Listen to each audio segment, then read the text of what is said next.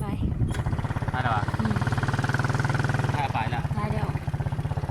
อันนี้แม่น โรงพยาบาลอันนี้แม่นทางโรงพยาบาลกำลังโรงพยาบาลโพนทองทางเขาเป็นเท่านี้แหละมันไปเดินอย่ามาเบรกหลายเป็นคือเมื่อกี้นี่อีก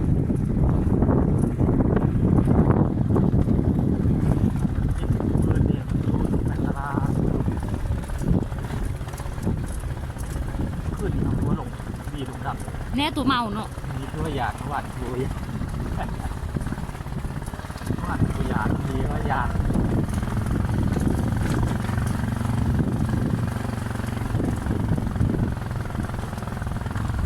ท้ายถึงขึ้นทอดเลือดเลยครับ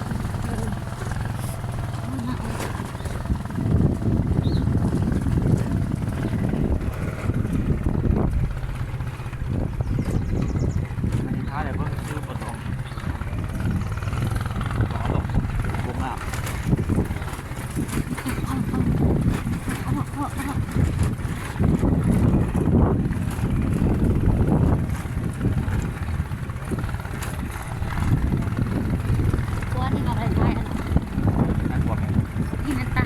ที่เป็นผัว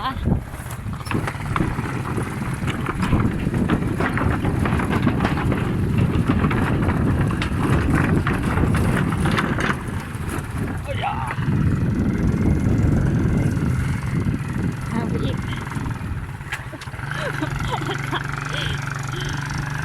ไปก็อีกไปก็ชื่อกันวันนี้